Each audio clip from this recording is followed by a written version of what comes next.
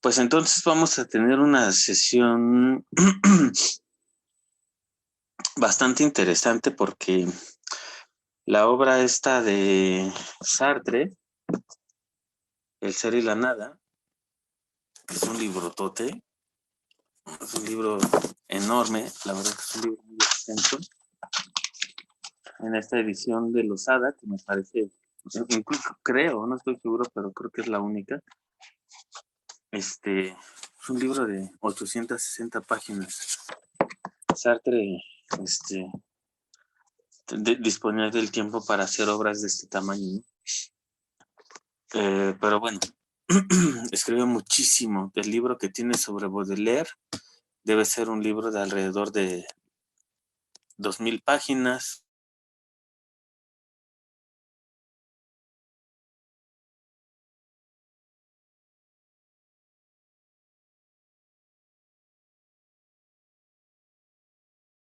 Se trabó.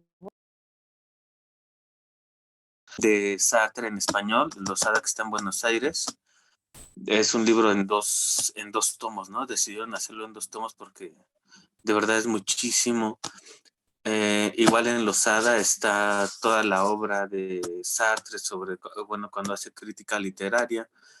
Son 9 tomos, etcétera. O sea, Sartre escribió de verdad muchísimo, muchísimo, muchísimo. Es impresionante la cantidad de páginas que escribió, literalmente que escribió Sartre. Bueno, entonces, ¿qué tenemos hoy? El capítulo, el breve apartado que lleva por nombre las relaciones concretas con el próximo.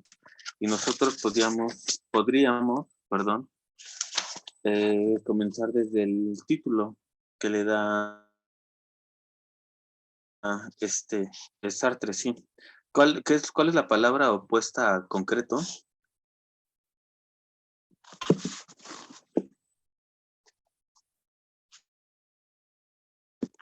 Es pregunta, ¿cuál es la palabra, el antónimo de concreto?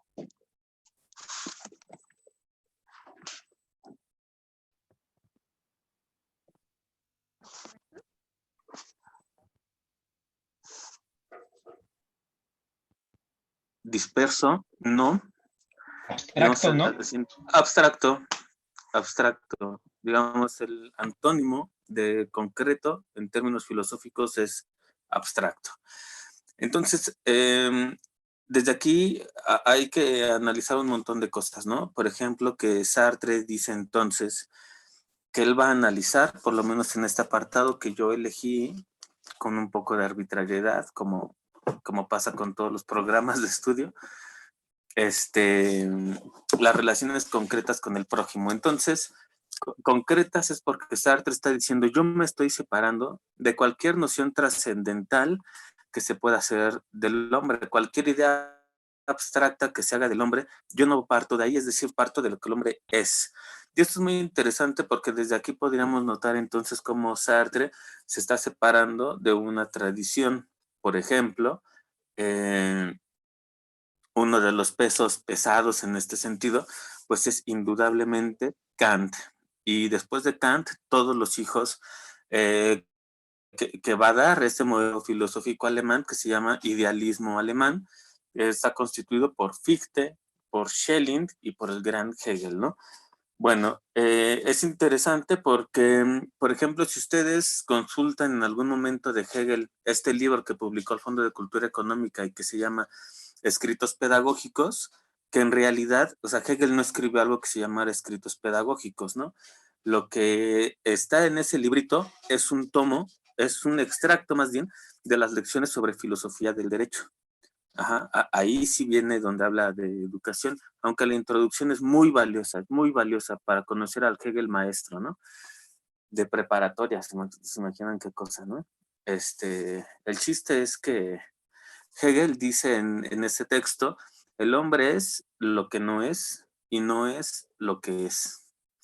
En el parágrafo que lleva por nombre, los deberes para consigo mismo.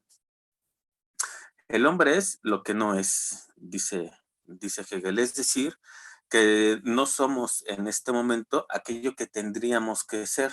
Es decir, que hay precisamente una figura ideal, una figura abstracta de hombre.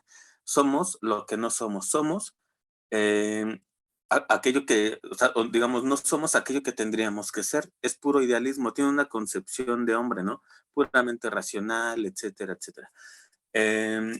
Kant en la pedagogía. El hombre solo llegará a ser lo que la educación haga de él.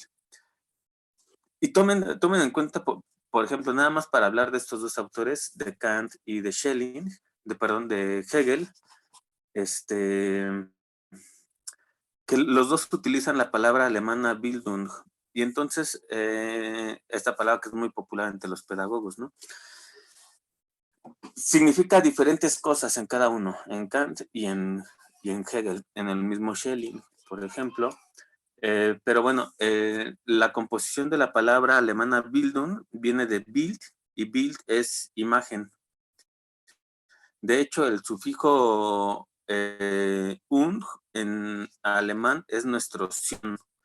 Entonces, más bien podría, o sea, una traducción literal, que sería una mala traducción, sería imaginación, porque nosotros connotamos de una manera distinta a imaginación. Lo que quiere decir en el Bildung es que hay una imagen que se hacen, precisamente un ideal de hombre, y hacia allá tenemos que aspirar.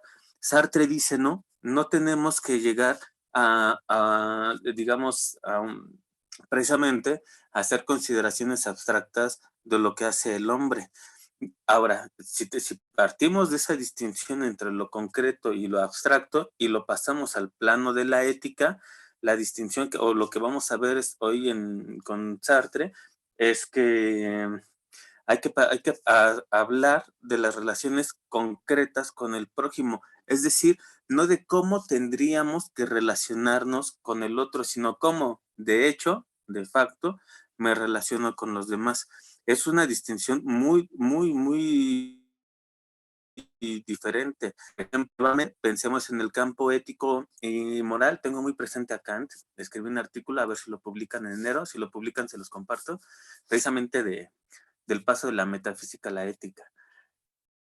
Pero, por ejemplo, pensemos nuevamente en Kant o en Hegel, y Kant tiene algo que es el imperativo categórico, ¿no? Que está en su libro Fundamentación de la Metafísica de las Costumbres. Y entonces hay un imperativo categórico y un imperativo hipotético. El imperativo hipotético es cómo de hecho actuamos, pero dice Kant, pues eso no está bien, no es correcto. Lo que tenemos que hacer es actuar bajo un imperativo categórico que es el mismo para todos. Para todos es absolutamente todos y no hay uno que no. Ese imperativo categórico se formula de 3 maneras distintas, siendo la primera la más popular. Actúa de tal manera que veas al otro como fin y nunca como medio. Muy popular, ¿no? Repito, actúa de tal manera que veas al otro como fin y nunca como medio. Entonces, Kant lo que hace es introducir cierta teología en su pensamiento ético, ¿no? Asume al prójimo bajo una postura más bien teológica que filosófica, o eso es lo que nos dice Nietzsche, ¿no? Por ejemplo, que en Kant no hay filosofía, sino teología. Yo la Nietzsche. Bueno, entonces, ¿cómo tendríamos, es el chiste, cómo tendríamos que actuar con el otro? Bueno, Kant dice, conforme al deber, ¿no? Un deber puro a priori, etcétera. No por deber, sino conforme al deber. Es tu deber que actúes y Sartre dice, como nosotros no vamos a hacer ética, o no vamos a establecer las relaciones con el prójimo a partir de posibilidad, ese es el término. ¿Cómo tendrían, digamos, plantear una ética no a partir de las condiciones de posibilidad del encuentro con otro sujeto, ¿no? Sino a partir de las condiciones reales en las que nos encontramos? Bueno, eso por un lado. Por otro, yo les había, en el programa viene como lectura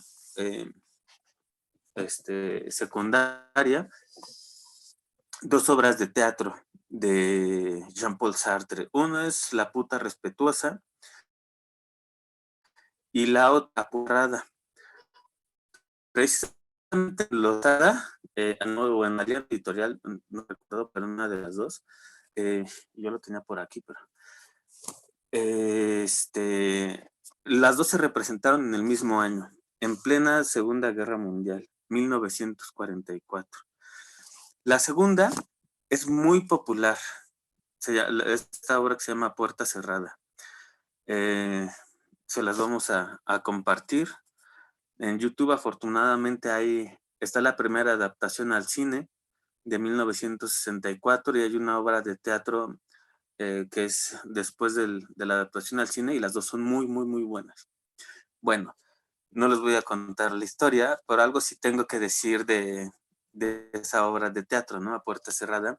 Y es que el escenario o donde acontece esa obra de teatro es el infierno. Ahora, no hay que imaginarse, hay que descristianizarnos, no hay que imaginarse cuando yo digo infierno, llamas, ¿no? Y así, diablos con látigos azotándonos en la espalda, ni ese tipo de cosas. El infierno es aquí, ¿sí? Es en una sala. Y entonces es muy popular esa obra de teatro porque es donde por primera ocasión Sartre dice, el infierno es el otro. L'enfer, c'est l'autre. El infierno es el otro.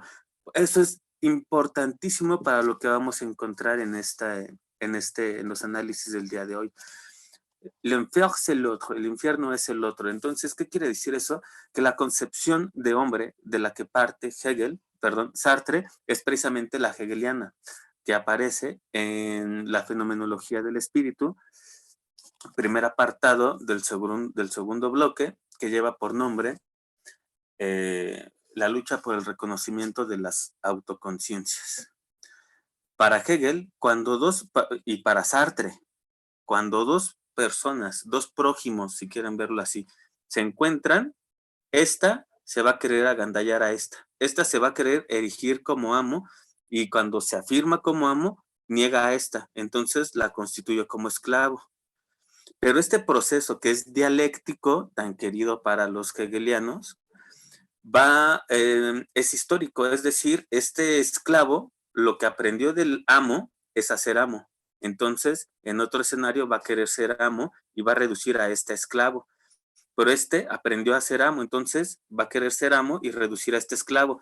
Este movimiento amo y esclavo es histórico. Marx va a decir otra cosa, ¿no? Ven que este amo y esclavo puede ser en Marx perfectamente la burguesía y la clase trabajadora, ¿no? Hasta que va a llegar un momento en que o se aniquilan mutuamente o una triunfa sobre la otra. Bueno, eso viene en el manifiesto del Partido Comunista. El chiste es que lo que le interesa a Sartre de Hegel es que no es cierto eso de que el prójimo se encuentra con el otro y quiere correr a darle un abrazo o lo quiere llenar de besos, de ay no, qué lindo es estar contigo aquí en el mundo. No es cierto. Sartre parte de una concepción, no quiero decir pesimista porque no es cierto, pero digamos concreta. Dice, lo que ve es que en realidad cuando dos personas se encuentran una frente a otra, una quiere agandallarse a la otra. Eso, dice, hay que hacer una ética a partir de esa relación. En realidad el otro es problemático. ¿Y por qué es problemático? Por su mirada. Su mirada, la mirada del otro, digamos, puesta en mí, puesta en mi subjetividad, hace que mi conducta precisamente se modifique y entonces yo me vuelvo presa del otro. En realidad somos presas del otro, vivimos conforme la mirada del prójimo, dicho en esos términos. Ahora, la mirada forma parte del cuerpo y hacia allá estaremos terminando la clase cuando lleguemos al cuerpo, propiamente en la práctica sexual. ¿Qué es lo que pasa en la práctica concreta del sexo, del coito? Y digo a propósito del sexo y del coito para no decir del amor, porque el amor pues no existe. El amor nuevamente es una idea abstracta. ¿Qué es lo concreto al amor que es abstracto? La práctica sexual, ¿sí? Entonces, precisamente lo que vamos a hacer con Sartre es analizar, hacer una fenomenología y una ontología inmanente o de la inmanencia. Por cierto, aquí ya va a empezar a oler mucho a Merleau-Ponty, que tiene una fenomenología de la percepción, y pues a Guy Deleuze, ¿no? Que vamos a trabajar esta noción del cuerpo sin órganos. Bueno, veo que alguien escribe algo en el chat. Sabina, ¿en algún momento habla sobre su punto de vista frente al pensamiento de Rousseau? No, bueno, que yo sepa, hasta donde yo he leído, no hay como una posición abierta frente a Rousseau, pero digamos, seguramente está del lado opuesto de Rousseau, ¿no? Ustedes saben que precisamente las primeras líneas del Emilio, lo primerito es, dependiendo la traducción, pero todo lo que sale de las manos del creador de la naturaleza es bueno. Yo prefiero esta traducción y no la que dice Dios. Todo lo que sale de las manos del creador de la naturaleza es bueno. Solo en las manos del hombre se corrompe. Es la de Alianza, la traducción de Mauro Arminio. Solo en las manos del hombre se corrompe. Entonces, este Rousseau, muy interesante. Está muy cerca de un Dios espinociano, hacia el libro cuarto del Emilio, donde dice que Dios está en todo.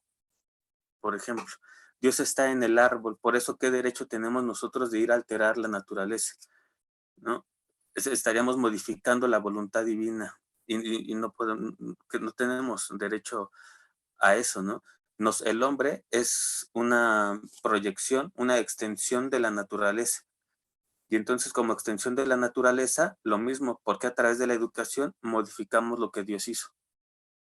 ¿Sí? Esa es la idea. Entonces, como todo lo que vemos, incluso nosotros somos una extensión de la naturaleza y la naturaleza es Dios, porque tendríamos que corromperlo. Lo corrompemos cuando lo alteramos. Dios ya lo hizo así. Entonces, si Dios lo hizo así, ya está bien. Nosotros corrompemos, ¿no? Esa es la idea. Entonces, estaría de un lado completamente opuesto Sartre, ¿no? A lo que dice ahí Rousseau. Bueno, voy a dar lectura. Pueden usar el chat, pueden utilizar su micrófono y hablar cuando ustedes así lo deseen. Dice pues Sartre: no hemos hecho hasta ahora sino describir nuestra relación fundamental con el otro. Esta relación nos ha permitido explicar las tres dimensiones de ser de nuestro cuerpo. Y aunque la relación originaria con el prójimo sea primera con respecto a la relación de mi cuerpo con el ajeno, nos ha parecido claramente que el conocimiento de la naturaleza del cuerpo es indispensable para todo estudio de las relaciones particulares de mi ser con el del prójimo. Estas suponen, en efecto, de una y otra parte, la facticidad, es decir, nuestra existencia como cuerpos en medio del mundo. Hasta Descartes, hasta René Descartes, en las meditaciones metafísicas y en el discurso del método, sobre todo en el discurso del método parte 4, son 6, dice Descartes: dudo, pienso, luego existo. Es decir, que hay una soberanía del alma sobre el cuerpo. De ahí nos vamos a arrancar para Foucault. No estaría mal si alguien se quiere leer el discurso del método, les serviría bastante para lo que vamos a leer de Foucault. A lo que está diciendo, digamos, lo que está antes en todo el libro, o sea, no quiero decir que todo el libro se dedique a eso, es que la relación con el otro se daba a partir de la noción de la soberanía del alma. Es decir, que el alma somete al cuerpo. La voluntad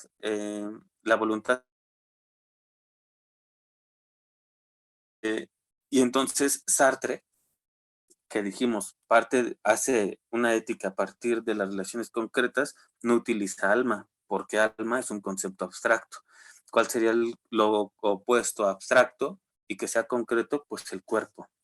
Es decir, que nuestro cuerpo influye primero para conocerme a mí mismo, ontología, pero también determina las relaciones con los demás. Ahora, si para meter aquí la práctica educativa, Si hay prácticas educativas que impiden el conocimiento del cuerpo, cuando una persona se pretende acercar a otra, el propio desconocimiento de su cuerpo y de lo que éste puede va a alterar, a modificar las relaciones con el prójimo.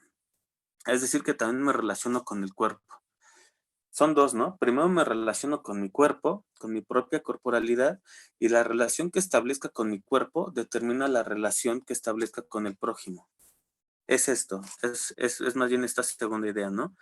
En función del conocimiento de mi propio cuerpo, de mi corporalidad, será exitosa o tendrá fracaso el encuentro con el prójimo. ¿Qué impresiones les causa esta primera tesis? La relación con el prójimo está atravesada por el conocimiento que tengo de mi propio cuerpo.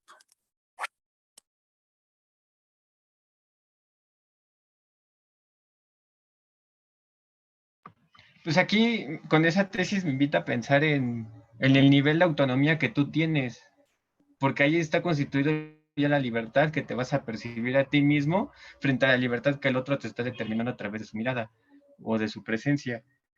Entonces, yo lo pondría entre la lucha de la heteronomía y la autonomía.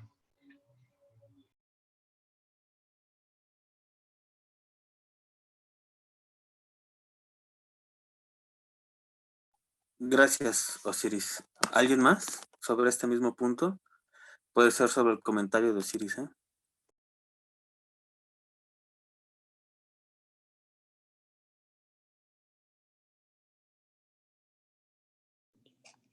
Yo pensaría que tiene sentido. O sea, bueno, ahorita escuchándolo, o bueno, viéndolo con un ojo crítico más bien, pienso que tiene sentido en, en cuanto a está construido, cómo está, creo que sí, no sé si a eso se refería Osiris, me gustaría que pudiera explicar más lo que estaba diciendo, pero sí creo que no somos completamente autónomos en este sentido y sobre lo que dice en este primer postulado. ¿Osiris? Voy. Partiendo de la lógica que decían del amo y del esclavo de Hegel, ahí lo que plantean, según yo, es el reconocimiento de la conciencia. O sea, cedes tu conciencia a otro para que éste te reconozca y a su vez ella cedes tu libertad. Y esa es una heteronomía.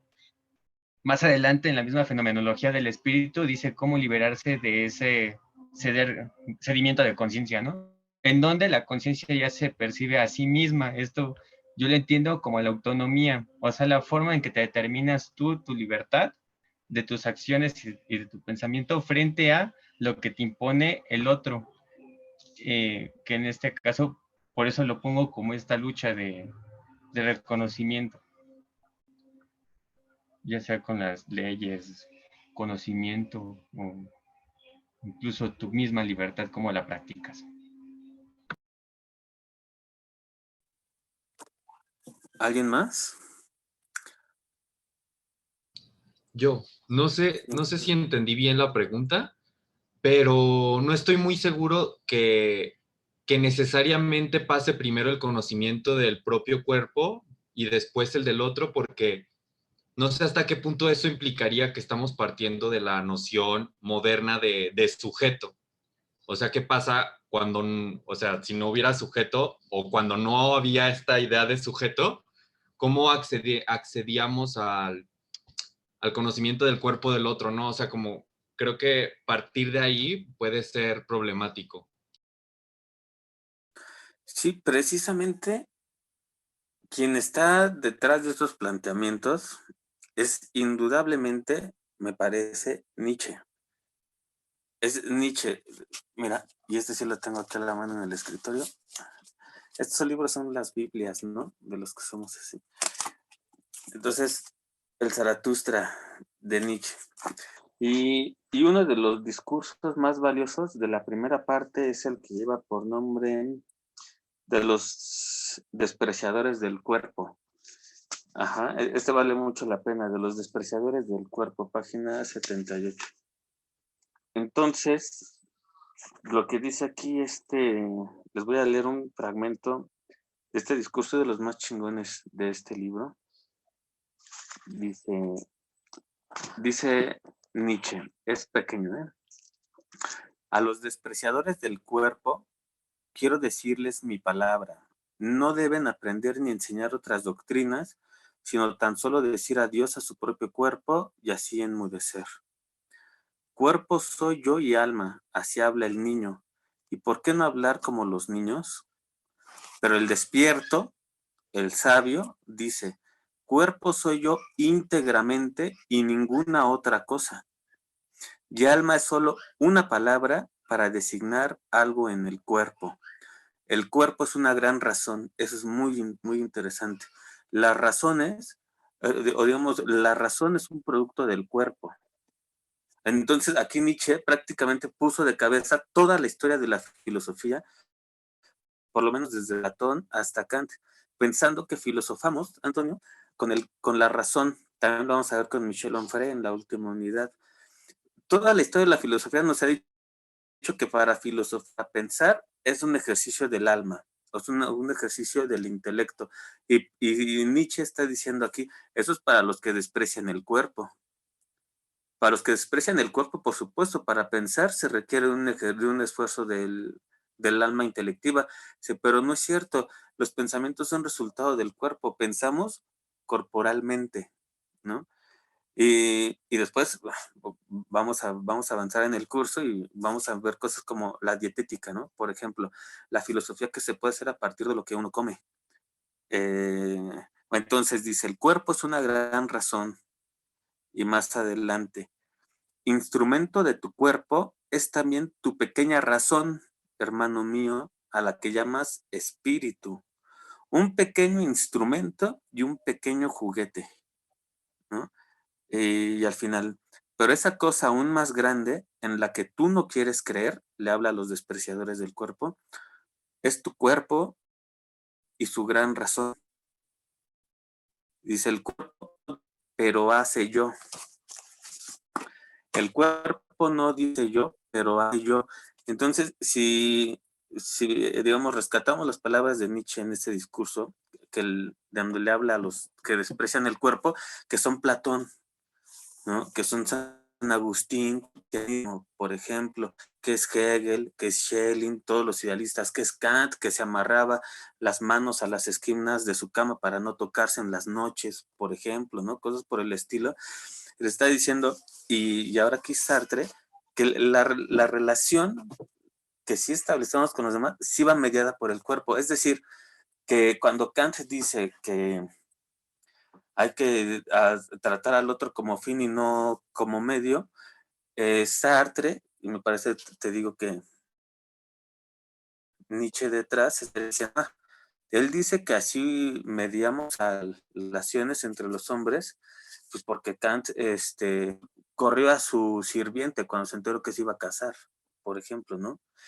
Es decir, que sí hacemos filosofía o ética, en este caso, a partir de la relación que establecemos con nuestro cuerpo. Un monje tibetano, un monje zen, un monje cristiano, que son despreciadores del cuerpo. El sacerdote católico es es un despreciador del cuerpo. Van a establecer relaciones éticas abstractas, ¿no? Tú deberías hacer esto.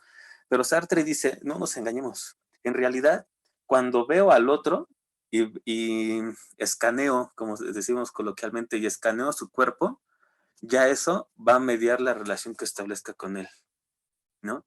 Entonces, Sartre, que es un existencialismo ateo, dice, las relaciones entre los hombres no van mediadas por Dios, es a través del cuerpo.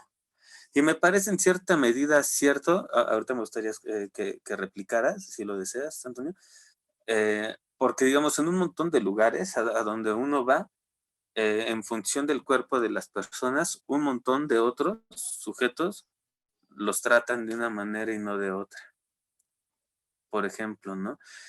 Podríamos leer los signos que están en los cuerpos de la persona y a partir de ahí tratarlo de una manera o de otra, por un lado, en la mirada del otro, pero también como cada uno de nosotros conoce su cuerpo y establece una relación con él.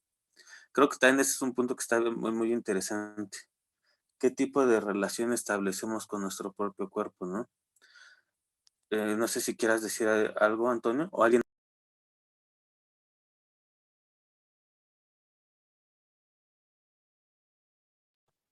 Yo más. me gustaría, Ajá.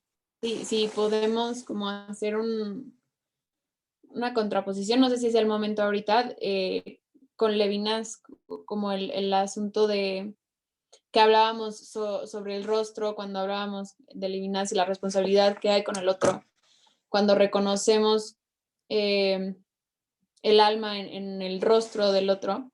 Creo que ahora lo que estamos hablando es que Sartre dice que reconocemos al otro más bien en la relación que tenemos con el cuerpo.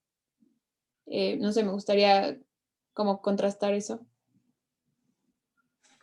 Sí, pues en ese sentido, Sartre va por un lado completamente opuesto, digamos, en cierta medida.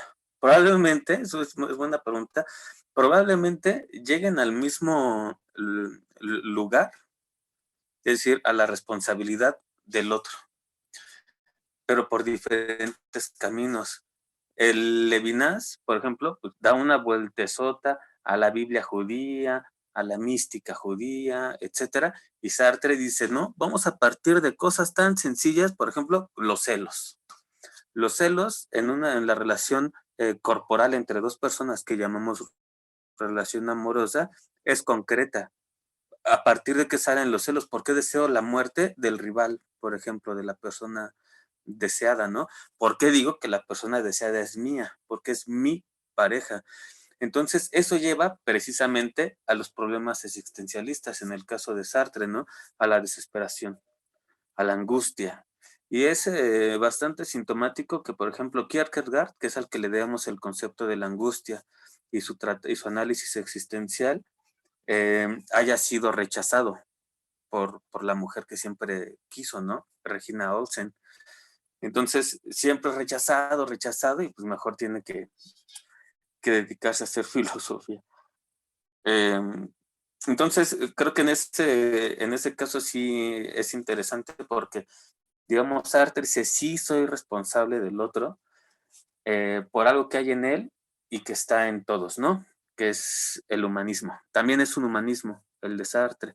Ahí se llamó la entrevista de los 8 días que revisamos, ¿no? El existencialismo es un humanismo y el libro de Levinas es el humanismo del otro hombre. Ambos son humanismos. Pero, por ejemplo, la primera diferencia es que Sartre es un pensador ateo y que no parte de cosas abstractas como que Dios está presente en el rostro del otro. Dios ni siquiera existe, o sea, no hay tal cosa, ¿no? Para Sartre dice, mejor empecemos con cosas más mundanas, por ejemplo, nuestro propio cuerpo. Y me parece, Sabina y todos los demás, que un montón de veces es el tercer semestre que yo puedo dar a Sartre. Ahorita lo estoy dando aquí y también mañana en la FES Aragón. Y es muy interesante, de verdad, lo que ustedes comentan y lo que allá comentan. Pero hay ocasiones en que los mismos estudiantes, y lo digo con toda sinceridad y seriedad, evaden de sus análisis o de sus participaciones la relación que uno establece con su propio cuerpo. ¿Por qué no se habla de la relación que establecemos con el propio cuerpo? Probablemente porque no hay tal cosa. Y se entendería por el contexto en el que vivimos, ¿no? Es decir, que gran parte de la educación que tenemos en general, que tenemos en México, no va hacia una relación de conocimiento con nuestro propio cuerpo. De eso no se habla, a tal grado que le damos otras palabras, ¿no? Eso ya es muy interesante. Foucault escribe una historia de la sexualidad. Entonces, me da la impresión de que estos silencios, por ejemplo, de lo que está diciendo Sartre, comenzar con la relación que tenemos con nuestro cuerpo y después cómo esta relación determina el encuentro con el otro, pasa así como desapercibida, probablemente por algo muy importante. Dice Sartre, continúo, no es que el cuerpo sea el instrumento de la causa de mis relaciones con el prójimo, pero constituye la significación de ellas y señala sus límites. Como cuerpo en situación, me experimento en mi alienación a favor del otro. Muy bien, ya se leo esta palabra, alienación. Entonces, fíjense, cuando me alieno o cuando alieno mi cuerpo en relación al otro, ¿qué quiere decir eso? Es la práctica sexual, como viene más adelante, ¿no? Él le pone aquí en el amor, en el lenguaje y en el masoquismo. Vamos a llegar hacia allá, hacia el amor y el masoquismo. El masoquismo es una práctica concreta, atraviesa la conformación de las sociedades actuales. Vamos aclarando conceptos. Uno, este de alienación, ya lo dijo en cierta medida Osiris cuando habló de Hegel. Es importante aclarar que el primero que habla de alienación no es Marx, es Hegel. Aparece en la fenomenología del espíritu. La palabra es die Entfindung, la alienación. ¿Y qué quiere decir alienación? Osiris lo dijo bastante bien. Básicamente, que mi conciencia no está puesta en mí, no es una conciencia de sí para sí, sino es una conciencia que está puesta en otro lugar. Cuando mi conciencia está puesta en otro lugar y no donde debe estar, estoy alienado. ¿Sí? Entonces, cuando estos cabrones, yo no los aguanto, la neta, ¿no? Si quieren asincerarse, háganlo. Pero todos mis cuates cuando se ponen, mis cuates aquí de la esquina, cuando se ponen a platicar de las ligas, liguillas, finales y todas estas madres de fútbol, así pero con una precisión impresionante, me desespero. Esos güeyes que tienen su conciencia en todos esos partidos y esas madres están alienados, porque su conciencia, digamos con Hegel, está puesta en otro lado menos donde tiene que estar. ¿En dónde tendría que estar? En ellos. Es una conciencia que se percibe a sí misma. Uh-huh. Es el paso de la conciencia a la autoconciencia. Ya estamos en pura fenomenología. Y ese es el subtítulo de este libro, ¿no? El ser y la nada, ensayo de ontología y fenomenología. Ahora hablemos de una fenomenología del cuerpo. ¿Qué quiere decir, hablando en una fenomenología del cuerpo, que el cuerpo está alienado? Que mi cuerpo es para otro y no es para mí. Si en la fenomenología hegeliana el que está alienado porque su conciencia no está puesta en él, es un esclavo. Cuando hablamos de fenomenología del cuerpo, entonces quiere decir que el que está alienado fenomenológicamente en términos corporales es porque su cuerpo no es para él, su cuerpo es para otro. ¿Sí? Esto es muy cabrón. Nuestros cuerpos no son para nosotros. ¿Y por qué no son para nosotros? Porque no establecemos una relación de conocimiento con él. Es decir, que puedo hacer ontología de mí mismo, ontología, a partir de mi cuerpo, no necesariamente de una ontología clásica. Ahí le toma la palabra prestada a Heidegger.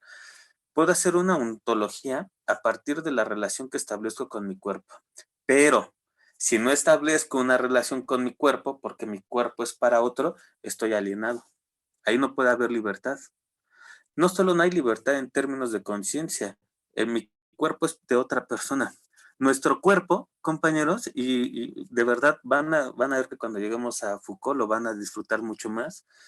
Mi cuerpo no es mío. Lo más cercano, lo que llevo conmigo a todos lados, no me pertenece. ¡Pum! Madres, eso es cabroncísimo, se los juro, es bien fuerte cuando uno de verdad toma conciencia, digamos, de que es cierto, mi cuerpo no es mío. Mi paladar no es mío. Uno come un platillo y inmediatamente el cuerpo te dice, güey, refresco. no es tuyo. Dense cuenta cómo el cuerpo en realidad nos ordena un montón de cosas, pero no es nuestro cuerpo. La ilusión o la trampa está en que el capitalismo nos hace creer que la decisión que toma el cuerpo sobre nosotros es de es propia. El cuerpo alienado es un ser, es el cuerpo para otro. No lo experimento para mí, sino para el otro. Entonces estamos doblemente alienados. En la conciencia, mi conciencia no es para mí, lo que más es un esclavo, en términos hegelianos, y por el cuerpo. Es decir, no hay sujeto. Nosotros no somos de nosotros mismos. ¿Sí? Y me parece que la pedagogía tendría o cierta pedagogía, desde cierta discursividad de la pedagogía que nos permite, muy bondadosa en ese sentido, pensar en postulados de cómo criticar prácticas educativas que alienan la propia corporalidad, es decir, que llevan al sujeto a alienar su cuerpo. Se lo regalamos a alguien más, se lo regalamos a empresas, mi sexualidad no es mía. Insisto, huele mucho a Foucault, ¿no? Las prácticas sexuales no son nuestras, ¿sí? Las prácticas, o sea, a eso me refiero con concreto. Y entonces, pues estamos doblemente alienados. Somos esclavos de la conciencia y del cuerpo. Hasta el cuerpo, les decía, que llevamos a todos lados, no es nuestro. Interesante discusión actualmente por esta idea de que mi cuerpo, mi decisión, pues, ojalá fuera así. Pero tal parece, desde la postura de Sartre, no se me malentienda, que ni el cuerpo es nuestro. La pregunta sería entonces, ¿qué movimientos tendríamos que hacer para desalienar el cuerpo? Establecer una relación de conocimiento con él. Conocerlo. Bueno, ¿cómo podemos ver esta alienación del cuerpo? Precisamente en el masoquismo. Bueno, pero antes del masoquismo, ¿cuáles son tus dudas, Osiris? Mira, la primera es de que si esta parte de que nosotros o nuestro cuerpo no nos pertenece a nosotros da pie a lo que se llama el cuerpo sin órganos, un cuerpo desorganizado y que podría ser una especie de libertad y de conocimiento de nuestro propio cuerpo, porque este está organizado por medio de la sociedad y por medio del otro, ¿no? Y entonces aquí sería bueno el arte cómo podría reconocer nuestro cuerpo, hacernos reconocer nuestro cuerpo, y con esto también mi segunda duda es de las artes marciales. O sea, yo soy practicante de artes marciales y conozco el Muay Thai y el Kung Fu. Entonces, en cada forma que se expresan energías y fuerzas en las que tú vas conociendo tu cuerpo. Entonces, ¿se podría elaborar una pedagogía para conocer el cuerpo desde las artes marciales? Y esas son Está mis muy dudas. bien, está muy bien. La primera es una buena opción, porque digamos, sí estamos a un tris del planteamiento de Deleuze y Guattari del famoso cuerpo sin órganos, ¿no?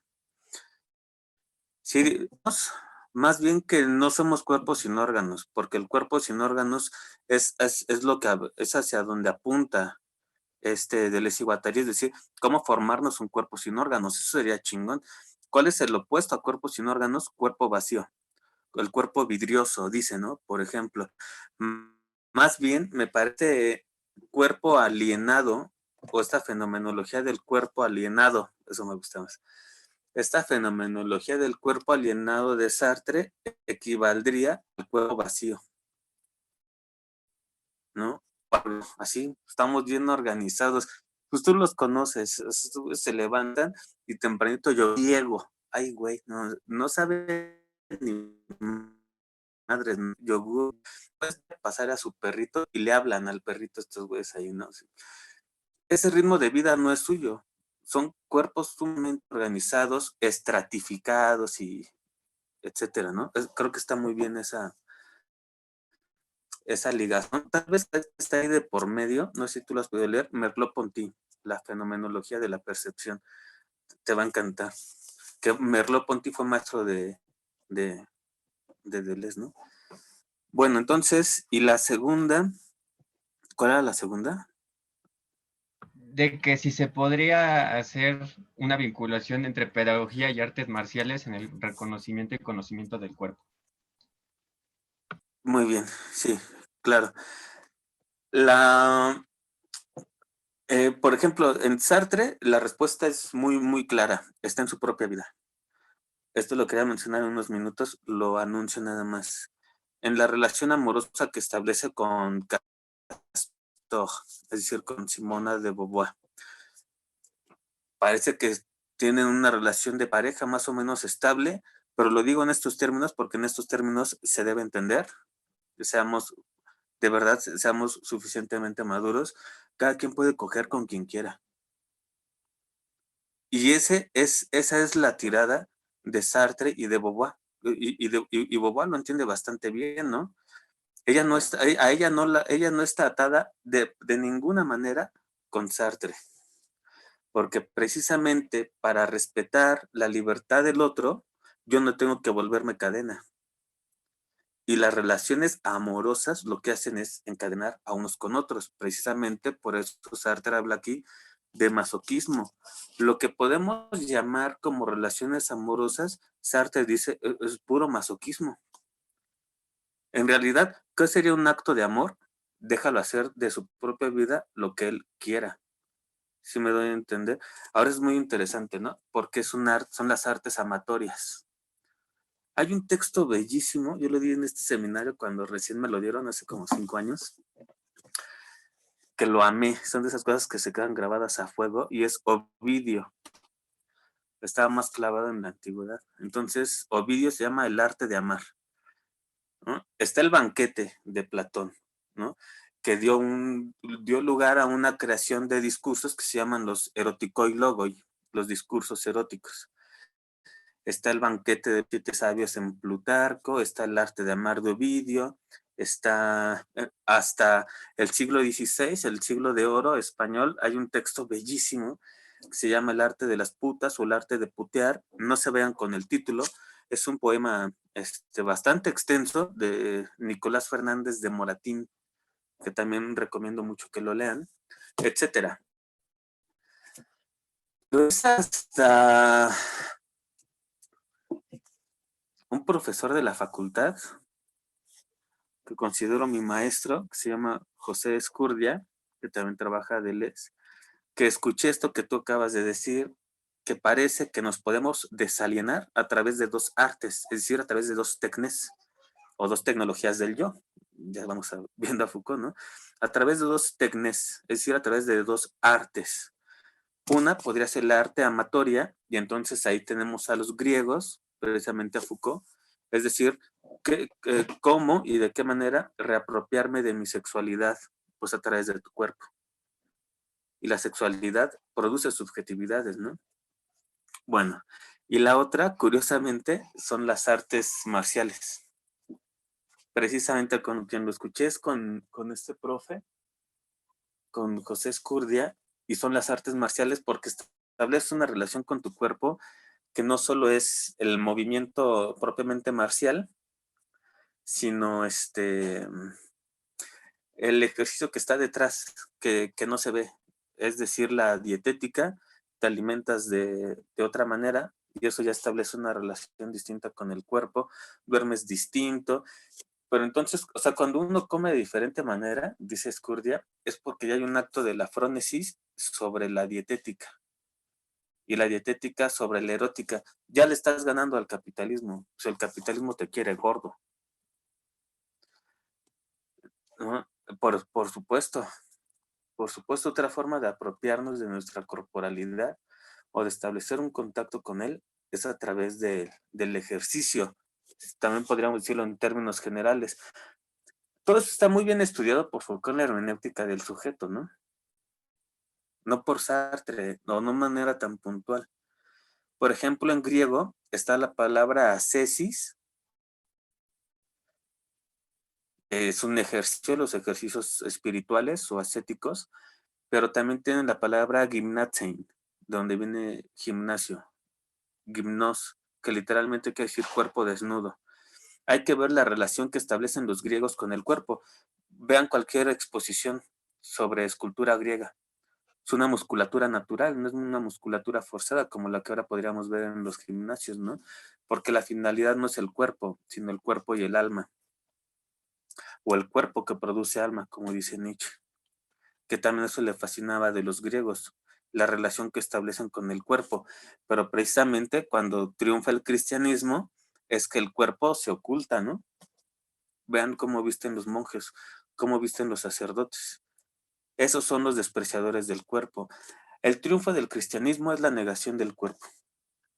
Entonces, por eso Sartre de alguna manera está reposicionando o recolocando, resignificando, revalorando, etcétera, la función del cuerpo para conocernos a nosotros mismos y después cómo me relaciono con los demás, ¿no? ¿Habría otras dudas? Me parece. Sí, y ahí dicen, hablaba de no posesión, ¿no? Si él o ella se quiere acostar con otro, lo puede hacer porque no es mío. Exactamente, así es. Bueno, eso lo vi. A eso se... Eso lo vi. No sé en dónde hace cuánto tiempo lo vi o si lo hablamos la clase pasada. No recuerdo. Pero sí hablaba sobre esta no posesión del otro, ¿no?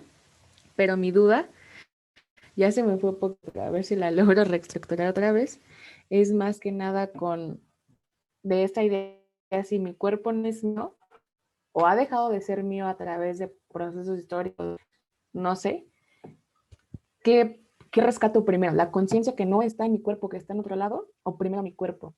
¿O tendrían que ser a la vez, pues para hacer como una bomba, ¿no? De, wow, ya tengo mi conciencia aquí, es mía, pero aparte ya recuperé mi cuerpo, pero ¿cuál sería más importante o por qué una sería más importante que la otra? O si las dos son como en ese mismo... Adelante. Creo, Yair, que eso en lógica, lo que acabas de hacer, se llama una disyunción negativa. O esto o lo otro. Así se llama un libro de Kierkegaard, por cierto. O esto o lo otro, dice Kierkegaard. En ninguna. O sea, la respuesta tú la diste al final. Por eso el textito de Nietzsche, ¿no?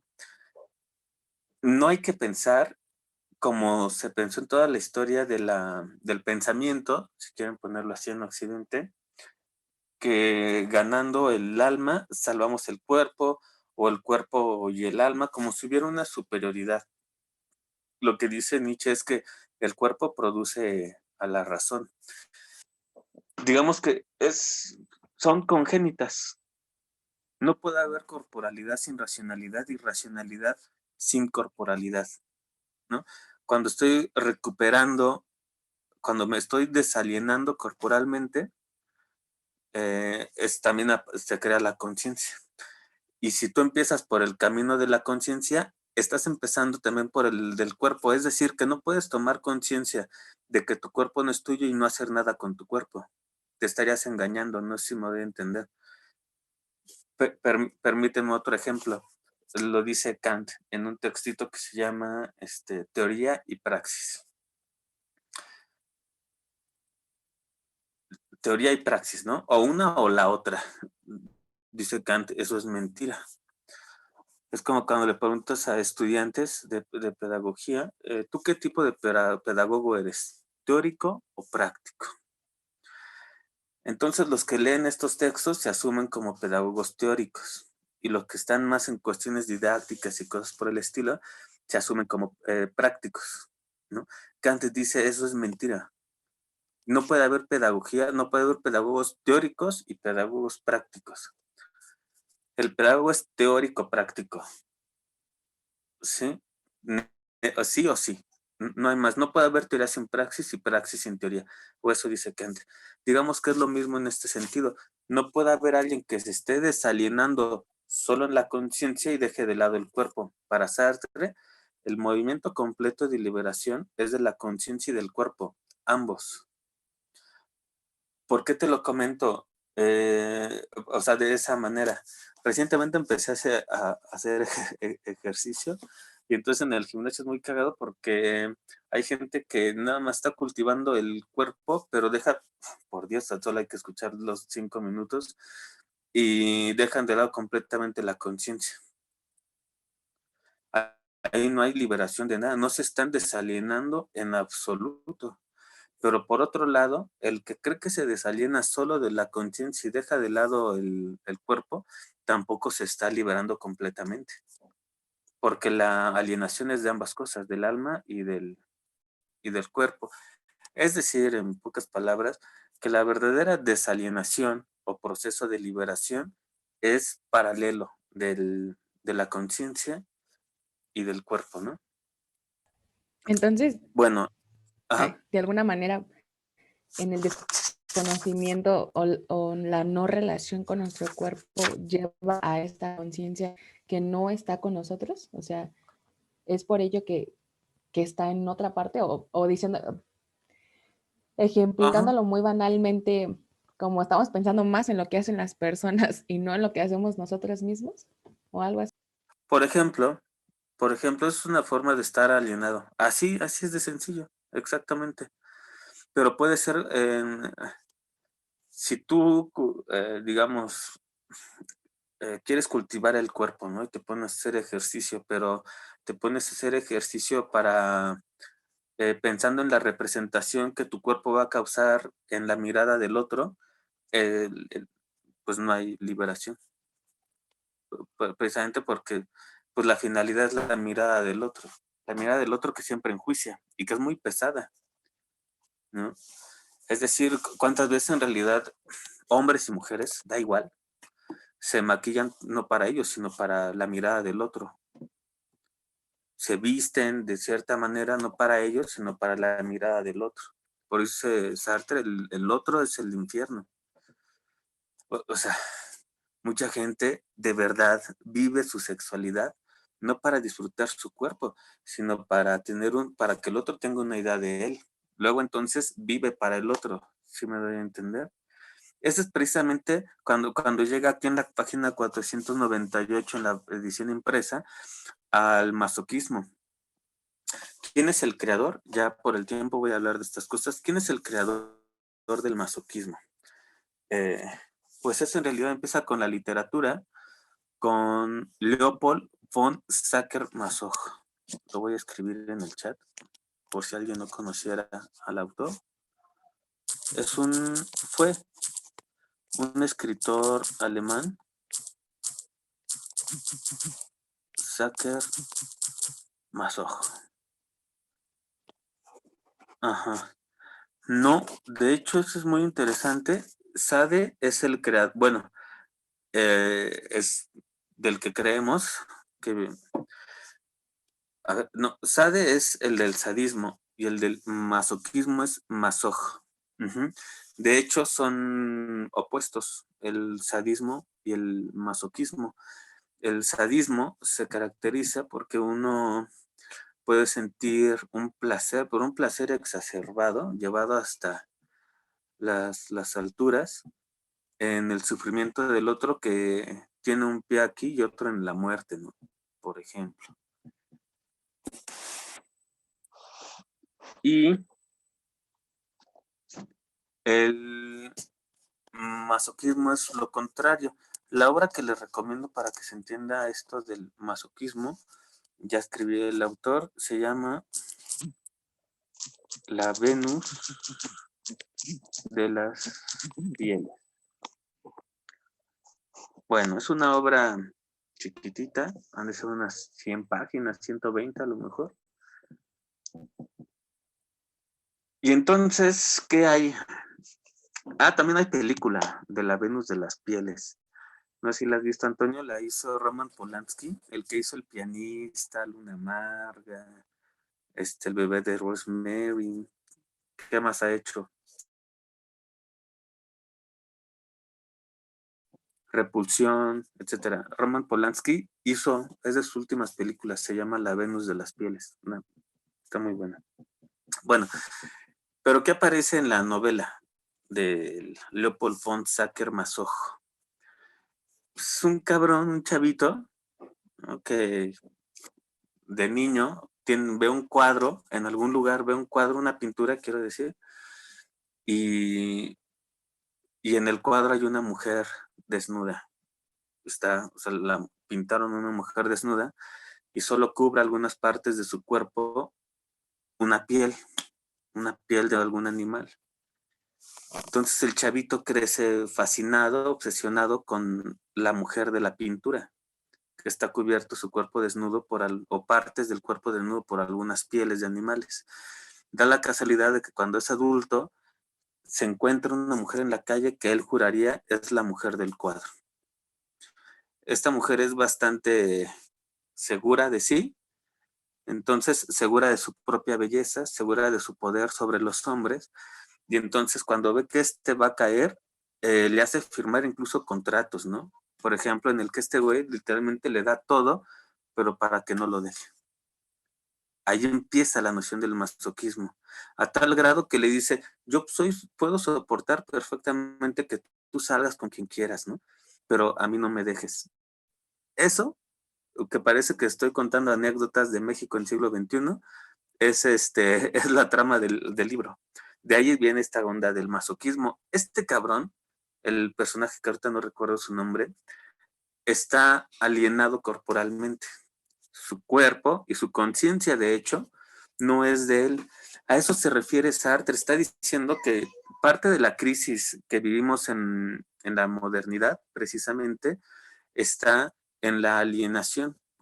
Pero el matiz es interesante. La alienación no solo se da al nivel de la conciencia, también entregamos nuestro cuerpo al otro.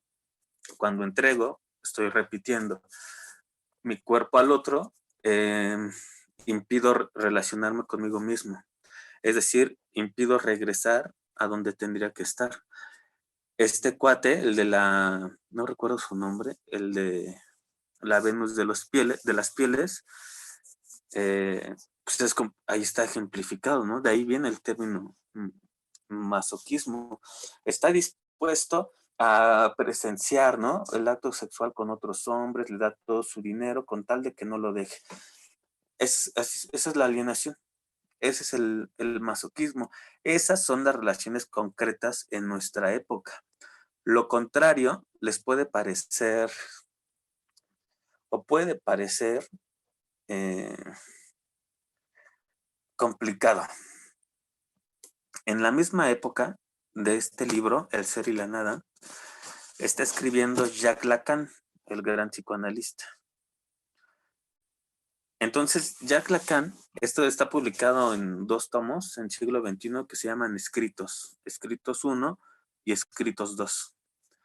En los Escritos 2, Jacques Lacan, es un trabajo bellísimo, analiza a Sade y a Kant y termina diciendo a Kant que el verdadero sádico era Kant y el verdadero kantiano era Sade.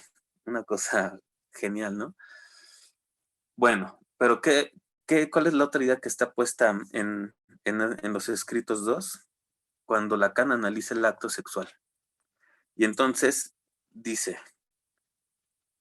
que lo que nosotros llamamos como amor, hacer el amor, no es tal cosa. En realidad, lo que acontece en lo que nosotros llamamos amor, que es la entrega al otro, es todo lo opuesto, es un acto egoísta. Y es un acto egoísta lo que nosotros llamamos amor, ahí está la paradoja ahora, en el sentido en que en realidad cuando acontece el acto sexual, en realidad no hay una presencia del eros, sino que me apropio del cuerpo del otro para disfrutar el mío. Lo utilizo. Eso no es amor. Utilizo al otro para mi propio placer, para mi propio disfrute, para mi propio goce. El goce es el más psicoanalítico, ¿no? Es decir, tengo que orillo al otro que se aliene. ¿Sí lo ven? Ese es el chiste. En realidad lo que se ha insistido en llamar amor, hacer el amor, por eso me refiero, en realidad es un acto egoísta. Para disfrutar de mi cuerpo necesito del otro. pero entonces necesito que el otro ceda su cuerpo para mí, es decir, necesito que se aliene, es decir, lo esclavizo, pero el otro hace lo mismo contigo. Sí, el otro hace lo mismo contigo, necesita de tu cuerpo para disfrutar el suyo. Amor, no, pero eso es lo concreto, eso es lo que en realidad acontece.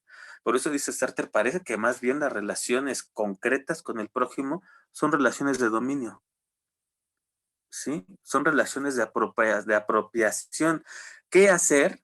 Entonces, si partimos de relaciones concretas y la relación concreta es la alienación del otro, que necesito que el otro se aliene su propio cuerpo para entregármelo y así yo disfrutar del mío, pero él hace lo mismo, ¿qué tendríamos que hacer?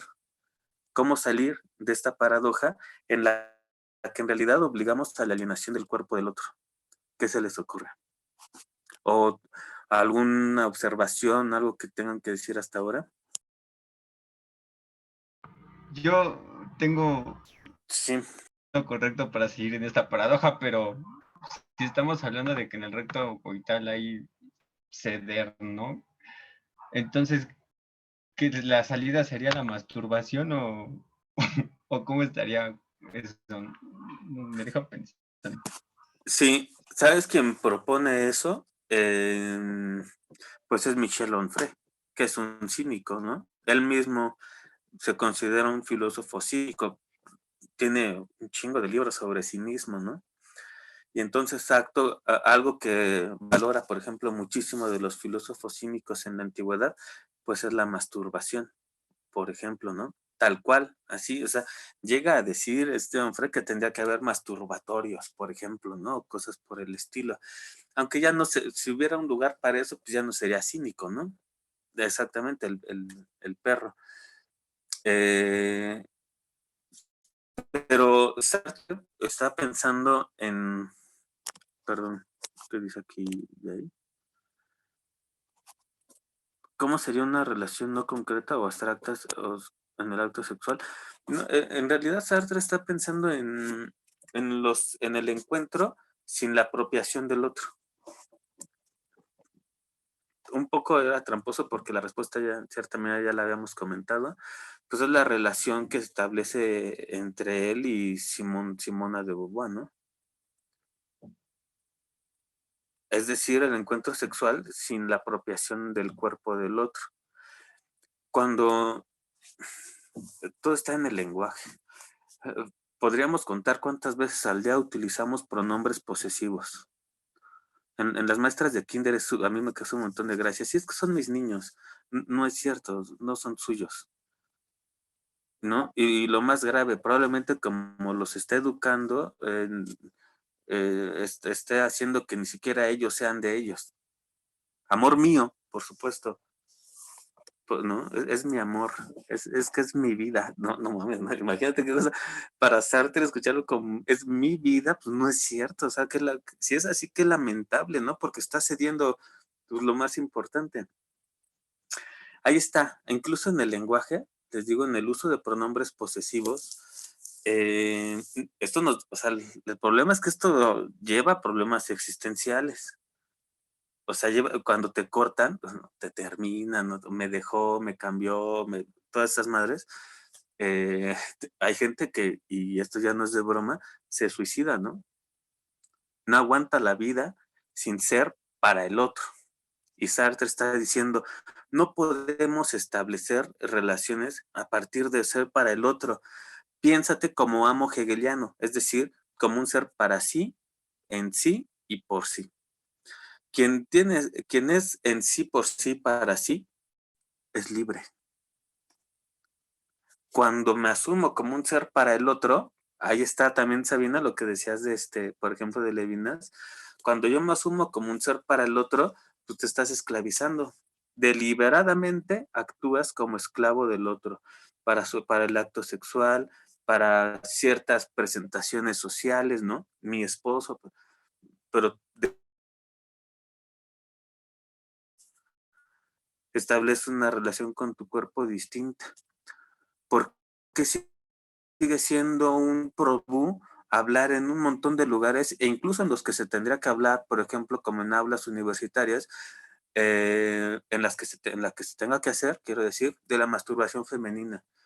Normalmente en las sociedades occidentales, cuando uno dice masturbación, es la masturbación masculina, de la otra no se habla porque pareciera que no existe, ¿sí me doy a entender? Bastante tramposo, ¿no? ¿Por qué no? Bueno, pues porque en realidad el cuerpo de la mujer, en gran parte o debido al cristianismo, ha sido un cuerpo para el otro, es decir, para el hombre. El cuerpo de la mujer ha sido alienado de ella misma, se le ha sido arrebatado, digamos en ese sentido, ¿no? Por eso es objeto de placer. Quienes se prostituyen en la calle son las mujeres.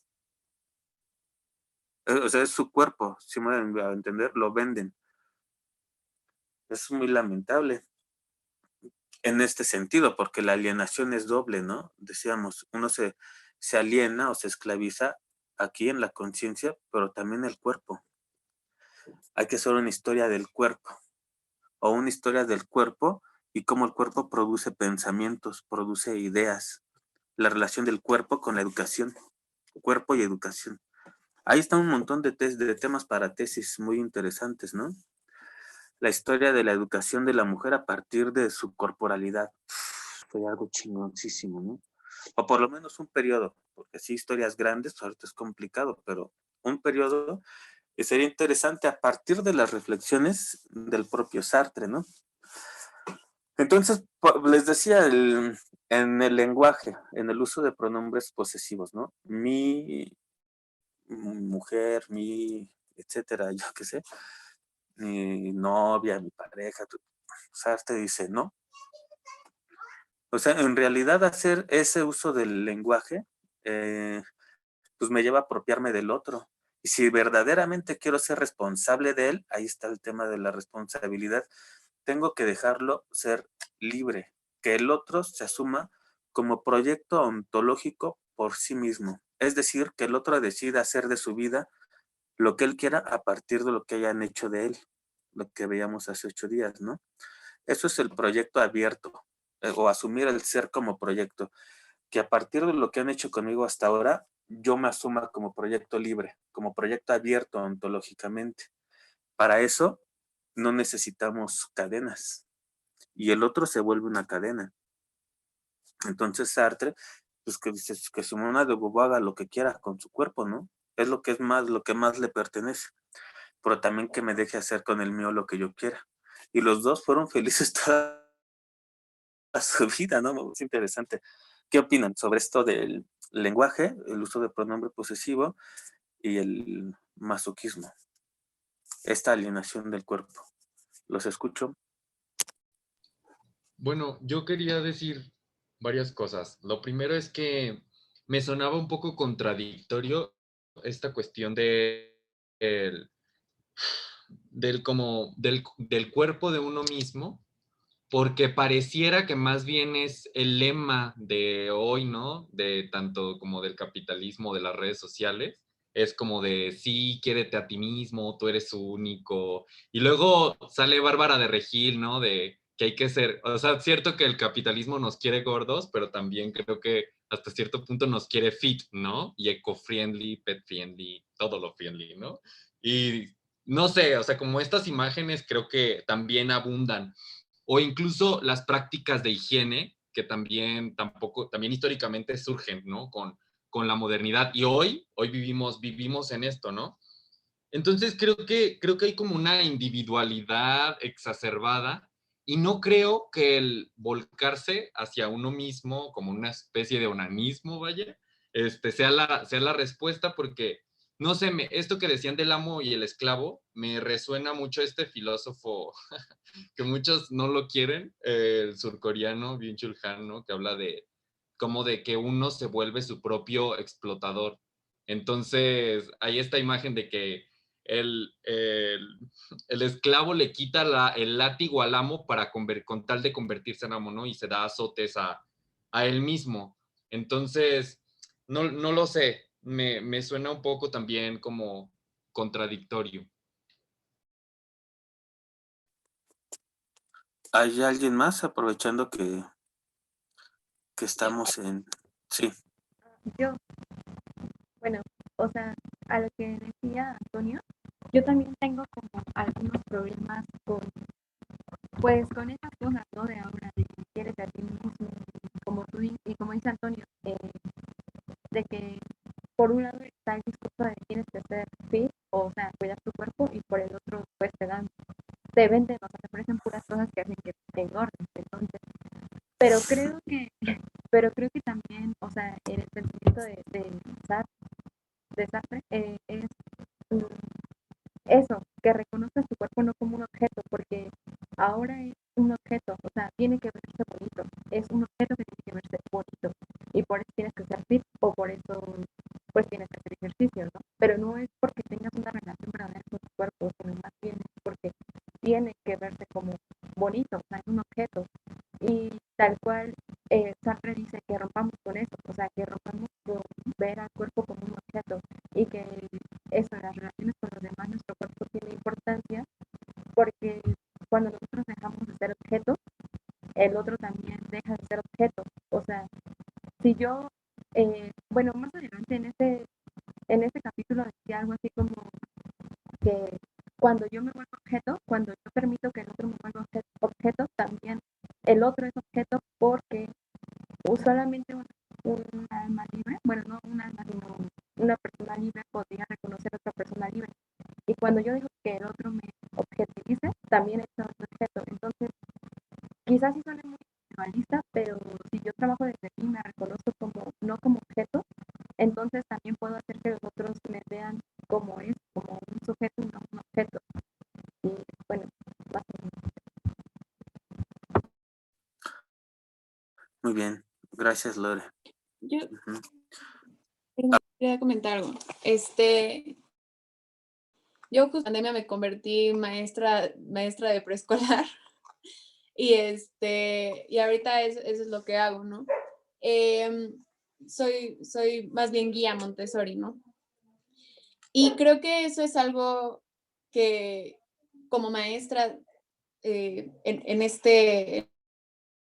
esta teoría, bueno, en ecología, es algo con lo que luchas todos los días, porque la filosofía de Montessori es que el niño puede hacer por sí mismo todo y que tú eres una guía que lo orienta en ese camino, pero no, justamente no son tus niños, ¿no?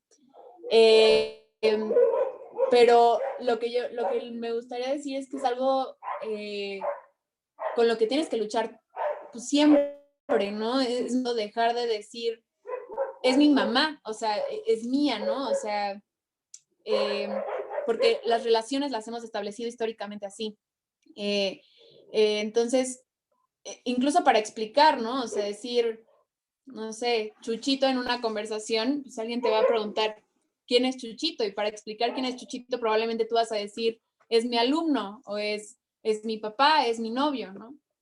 Creo que es algo súper complicado y en las relaciones amorosas se torna un poco más complejo porque sí todo tiene que ver con compartir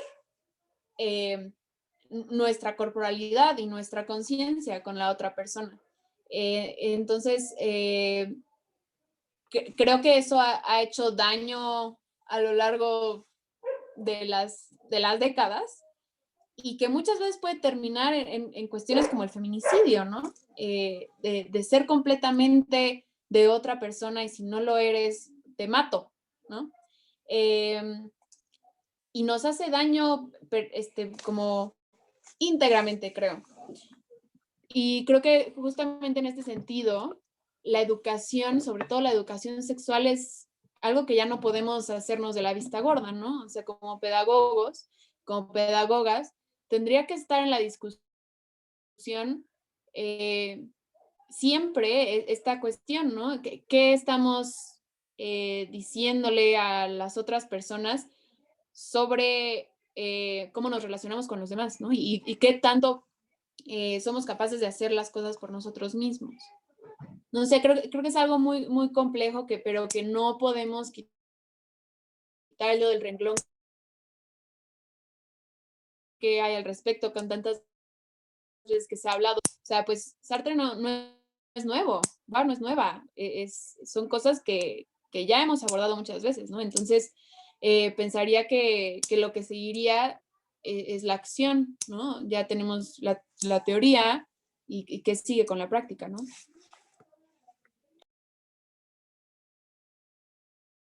A ver, sí, perdón. Muchas gracias a los tres. ¿Hay alguien que quisiera decir algo más al respecto? Tal vez dos cosas. Yo de manera puntual, en la edición impresa, página 500, primero para lo que decía Lore, y dice Sartre, el otro al que quiero asimilar, ahí está, ¿no? Al que quiero hacer a mi modo, no es en modo alguno el otro objeto.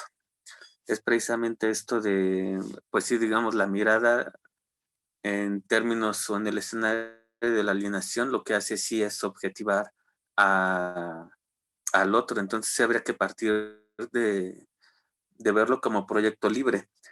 Y precisamente eso es lo que sirve de puente a lo que dice en la 501. Cito nuevamente. Sería necesario, entonces, ya que el ser para el otro comporta una doble negación interna, actuar sobre la negación interna por la cual el prójimo trasciende mi trascendencia y me hace existir para el otro, es decir, actuar sobre la libertad del prójimo. Y esto tal vez a propósito de lo que decía Lorena, pero también Sabina, me refiero a que si por el hecho de estar me encuentro sometido a la mirada del otro y la mirada me determina, en ese sentido me apropia, me aliena, dice Sartre, te habría que actuar sobre la libertad del otro. Es decir, habría que actuar sobre la mirada del otro. Tal vez me parece que esa podría ser una salida y no es el diálogo, cómo actuar, o sea, pero así en términos así bien concretos, para que la percepción del otro no sea, para que se apropie de mí como objeto, sino como ser libre.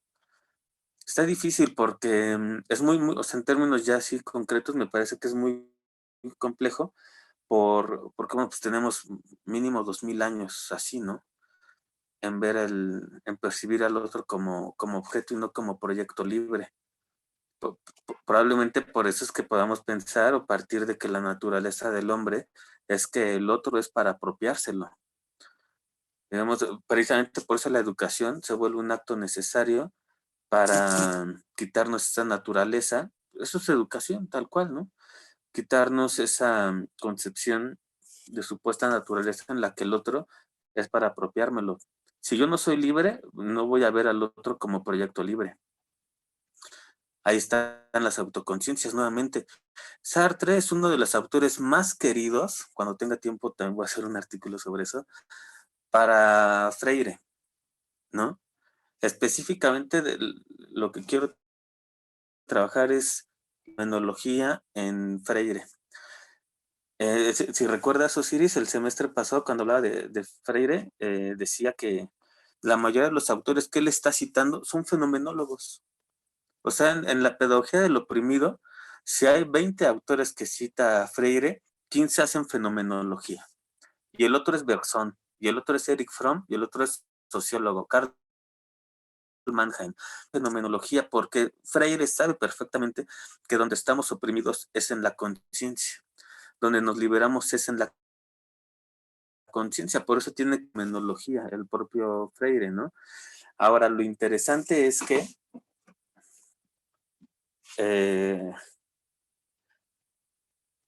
sí se puede incidir sobre la conciencia del otro, para que no se niegue ni me niegue. Ese es el primer paso en Hegel. Cuando yo me afirmo, niego al otro, o la afirmación implica la negación. Solo si yo me afirmo como amo, el otro se reduce a esclavo. Es decir, me afirmo y lo niego. Cuando el otro se afirma, para afirmarse me tiene que negar necesariamente. No necesariamente. Puede pasar precisamente que el oprimido libera al opresor. El opresor no va a liberar al oprimido. Por eso dice Dussel, si quieres estar del lado del que va a ganar, es del lado de los pobres. el pobre es el que va a liberar. Interesante razonamiento que está en Fanon, está en un montón de gente, porque resulta que tendríamos que estar del lado de los alienados. Hacia allá va después Sartre, cuando su marxismo se hace más latente, dice, ¿quiénes son los que no vemos y también están y alienan su cuerpo? Pues los trabajadores, ¿no? Es decir, Sartre aquí se queda en el campo de la relación individual con el prójimo. Pues cuando una persona acoge, cuando una persona tiene acto sexual, cuando una persona tiene coito, como ustedes le quieran llamar, ahí está el uso del lenguaje, el lenguaje es importante, ¿no? Como ustedes le quieran llamar, uno se apropia del otro. Me lo estoy alienando, o sea, lo estoy alienando, ¿no? Lo obligo a que su cuerpo sea mío. Pero cuando avanza Sartre, dice, lo mismo hacemos con los campesinos. Lo mismo hacemos con los mineros. Tienen que prestar su cuerpo para que uno discuta los martes por la tarde filosofía de la educación.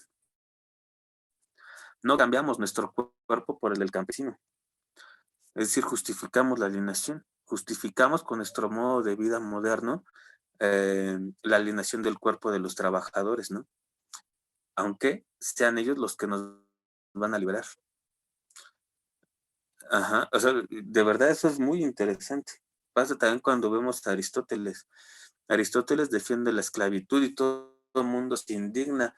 Pues sí, pero no cambiamos, no llevamos a los campesinos a las aulas y nosotros vamos a trabajar la tierra. Vivimos muy a gusto alienando el cuerpo de los demás, ya no solo en las prácticas entre prójimos, sino en cuerpo social, ¿no? Ya eso se hace mucho más difícil, precisamente que habría que pensarlos en términos de política. Bueno, y después en la participación que en la segunda, en la anterior que hizo Sabina sobre las relaciones de pareja o amorosas, digamos, dice nuevamente aquí Sartre. Ya, así tal cual es una oración. El amor es conflicto. Entonces, ¿qué dice antes? Pero es el ideal del amor, su motivo y su fin, su valor propio. El amor como relación primitiva con el prójimo es el conjunto de los proyectos cuales apunto a realizar ese valor. Tales proyectos me ponen en conexión directa con la libertad del prójimo. En este sentido, el amor es conflicto. Hemos señalado, en efecto, que la libertad ajena es fundamento de mi ser. Eso está muy chingón. En el amor conflicto, porque digamos que el amor pasa por ser un acto de libertad, pero ya vimos que en realidad es egoísta. Y el amor es conflicto, dice aquí, porque digamos, en el amor los dos están alienados, ¿no? Ya quedamos.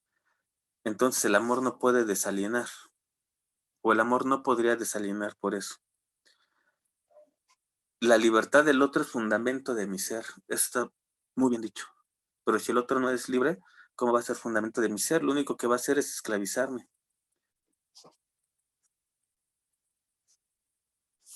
Abajo, en esa misma página, dice Sartre, mi proyecto de recuperar mi ser no puede realizarse a menos que me apodere de esa libertad y la reduzca a ser libertad sometida a la mía. Está hablando de su propia vida, Sartre, me parece. La finalidad es recuperarnos, decíamos, ¿no? Recuperar mi conciencia o hacer que la conciencia de mí esté puesta en mí. Es decir, ser un sujeto en sí, para sí y por sí. En la relación concreta con el prójimo, que es la relación amorosa, no hay libertad, porque digamos, hay un encadenamiento, ¿no? Mutuo, recíproco. Dice Sartre, entonces para recuperarme, liberarlo. porque su mirada sigue incidiendo sobre mi ser. Si libero al otro, él me va a liberar. Bueno, observaciones hasta acá. ¿Sí creen que pueda funcionar esto del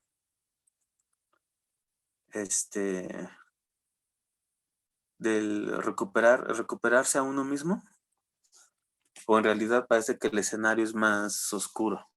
Y pues, en realidad nos gusta establecer cadenas por todos lados, ¿no? Y antes, Antonio, sí hay mucha gente que no quiere a Bicho Luján, pero yo me puse a revalorizarlo y tiene cosas interesantes, ¿eh? La verdad es que tiene cosas interesantes, aunque pues a los autores que agarra pues son mucho más profundos que él, ¿no? Pienso, por ejemplo, en Agamben. Pues Agamben es una cosa tremendísima. Pero sí, la verdad es que dice cosas muy importantes Byung-Chul Han. Uh-huh. ¿Alguien quiere decir eso? ¿Algo al respecto sobre recuperarse a uno mismo? Bueno, a mí estoy pensando Sí. ahorita que ¿qué pasa con el terreno económico en donde ya los cuerpos están en una producción de ganancia? ¿Eso se puede ahí plantear una liberación o no? Porque sería reformular toda una estructura que genera pues, dinero exorbitante para quienes hacen uso de esos cuerpos. A ver, de nuevo, perdón, ¿no? ¿Sí? No me quedó del todo claro. Sí, o sea, estamos utilizando los cuerpos, por ejemplo, de los campesinos, ¿no? Y su trabajo es poco remunerado. Pero para el que está con ellos, o sea, su jefe, gana que en la industria pornográfica, pues que también hay unos procesos muy cabrones en donde se muestran videos de violaciones, esclavitud sexual, tráfico y todo eso, también ganancias exorbitantes. Entonces ahí en el terreno económico sí sería una traba muy cañona, o bueno, no sé, pero pienso que sí sería una traba muy cañona en esta liberación. O sea, sería una cadena sobre otra cadena por el dinero que se va a ganar y se está produciendo. ¿Sí me ¿Qué expliqué? opinan, qué opinan al respecto sobre lo que comenta Osiris?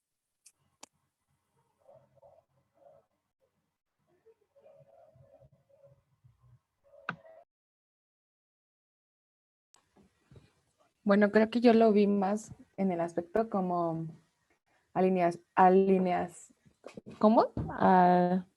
Alienación. Alienación, perdón, Uh-huh. como sinónimo o homólogo de alguna manera con la corrupción, ¿no? Como es muy difícil salir de este círculo vicioso para darse cuenta uno mismo de nuestra relación con el cuerpo o pues de esa conciencia que está en otro lugar.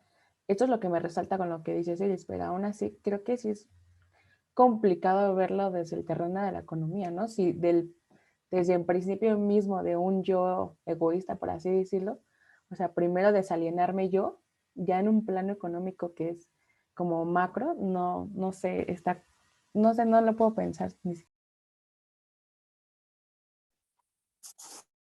¿Alguien más? ¿Tú mismo, Osiris? ¿Que tengas alguna respuesta para tu... No, profe, pues ¿Alguien más? eso me puso en ¿No? crisis a mí. Uh-huh. No sé qué decir ya. Sí. ¿Hay alguien más? Pues yo creo que es Sí, Lore. yo creo que es una relación muy, bueno, que es algo muy difícil, ¿no? O sea, estamos en un sistema, pues, así, tal cual, de objetos, entonces, como, como poder producir un cambio realmente suena, y más por lo económico, o sea, que es lo que rige el mundo, suena muy difícil, pero pues la esperanza, ¿no? No lo sé, no sé cómo podría pasar eso, o si lo podríamos ver Uh-huh. nosotros, no creo. Uh-huh. Ya pasó. Ya pasó, ya hubo intentos. El video que les que les compartimos es que no sé si lo compartimos, la entrevista a Sartre, una entrevista en blanco y negro que le hacen así, bueno, véanla. Si tienen tiempo, si no les platico brevemente. Hay una parte que me parece, hay mucho sobre literatura, sobre esas cosas, pero hay algo que es muy interesante en Sartre y es su activismo político. O sea, así, ¿cuál es la respuesta a la pregunta que es Osiris? Que es una pregunta muy cabrona que también se hace bien Chulhan y que creo que tampoco responde. Y que Sartre, él tiene una postura, pero la respuesta no la voy a dar yo. Por eso hace una distinción entre la función del político y la del intelectual, ¿no?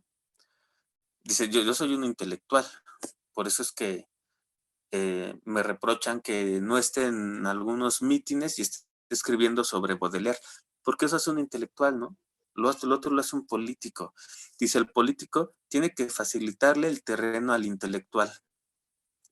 Quiero decir lo siguiente, Sartre y Simone de Beauvoir tuvieron la puntada de viajar a La Habana y entrevistarse con el Che Guevara y con Fidel Castro.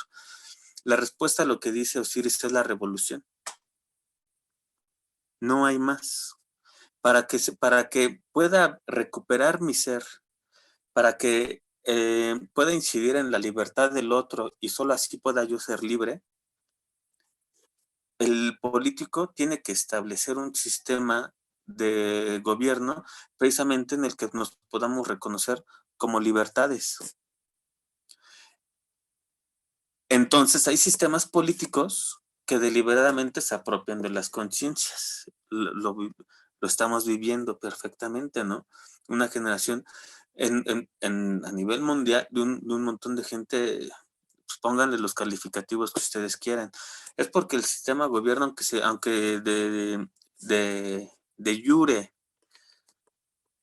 aunque de forma nominal se llame república, no son repúblicas, ¿no? Evidentemente, aunque sean repúblicas y por república su gobierno sea democrático, aunque sea una democracia representativa, es decir, a voto alzado, etcétera, etcétera, etcétera, de facto no lo son. ¿Y por qué no lo son? Dice Sartre, porque no permiten que nos reconozcamos como libertades, sino como objetos. Ellos mismos nos objetivan. Por ejemplo, nos alienan para que les demos nuestro voto. Desde ahí, si el sistema político, que siempre es económico, eso nos los advirtió Marx, ¿no? El Capital, el subtítulo es Crítica de la economía política, porque se dio cuenta que no puedes hacer economía sin política, ni política sin economía. A partir de él, la economía siempre va a ser política. Crítica de la economía política. No era así antes, ¿no? Pero bueno, el chiste es que ahí está la crítica de la razón dialéctica de Sartre, y por eso dice, el imperio no puede triunfar en todo el mundo, Estados Unidos. Él está dando la entrevista cuando Estados Unidos está invadiendo Vietnam. Dice, si Estados Unidos, el imperio, gana sobre Vietnam, triunfó sobre todo el mundo. Y no podemos permitir que Estados Unidos siga incidiendo sobre pequeñas naciones para ganar más terreno. Ese es Sartre político. Pero ¿qué tiene que ver la posición política de Sartre frente al imperio norteamericano con la pregunta de Osiris? Que el existencialismo, y ahí está lo que hemos hecho 8 días, el existencialismo no está desligado de una posición política como pensadores, como pedagogos, ¿no? O como humanistas, si quieren verlo desde ese lado, ¿no? Entonces, el triunfo de Estados Unidos sobre Vietnam en los 60s, en el 67, que es el año en el que, por cierto, matan al Che Guevara en Bolivia, sería el triunfo del imperialismo yanqui en todo el mundo, sería el triunfo de la alienación mundial. Eso es lo que dice Sartre abiertamente. No podemos permitir que Estados Unidos venza porque, dicho con mis palabras, sería el triunfo de las relaciones a través de puros objetos, no como proyectos libres.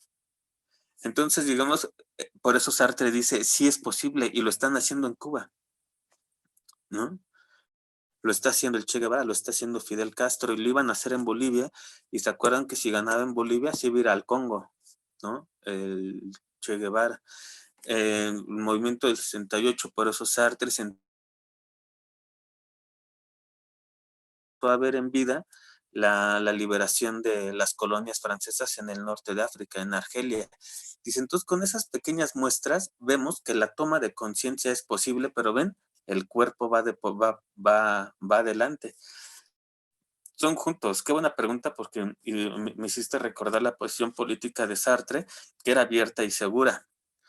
Puedo adelantar desde ahora que después de la muerte de Sartre en el 80 u 81 y la de Foucault en el 84, el FBI y la CIA dieron a conocer que tenían carpetas de investigación de Sartre y de Foucault. O sea, Sartre y Foucault eran investigados por el FBI y por la CIA. ¿Por qué? Pues porque sabían que estos dos pensadores, cada quien a su manera, estaban comprometidos políticamente. Si no modificamos, si no hace una revolución de ese tamaño, como la Revolución Cubana, no se puede asumir al otro como proyecto libre, siempre como objeto. Entonces el existencialismo también es política, ¿no? Sí, fue una buena pregunta. Es la revolución total. Total.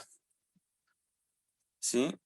En México hay grandes intentos, ¿no? En Latinoamérica cada vez más, me refiero a los Sin Tierra, en Brasil el movimiento de los Occupy, en Estados Unidos, los de V de Vivienda en España, ya no V de Venganza, como la película, que de hecho de ahí lo toman, sino V de Vivienda, y le critican al gobierno español porque hacen políticas para que se queden sin casa.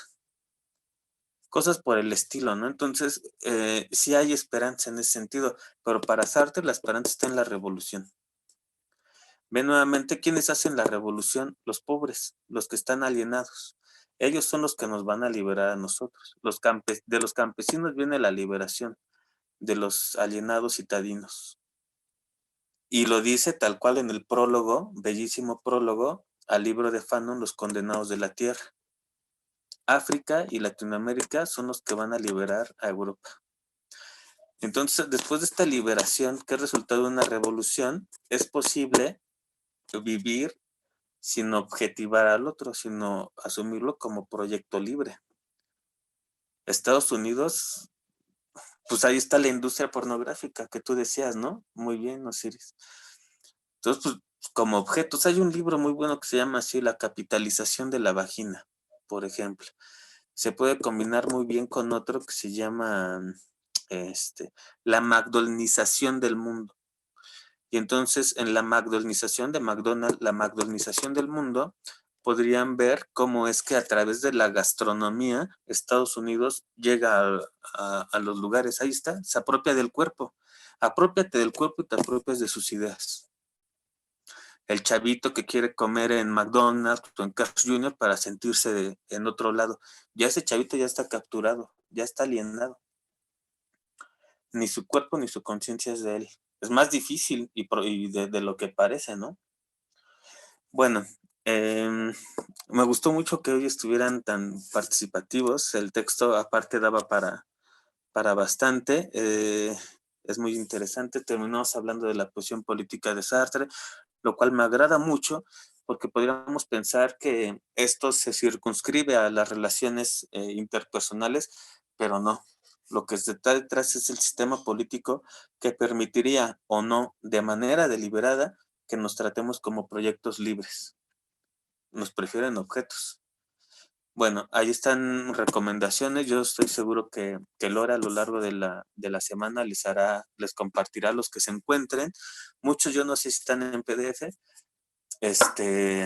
Entonces me gustaría que agarráramos este ritmo, solo que va a haber variaciones.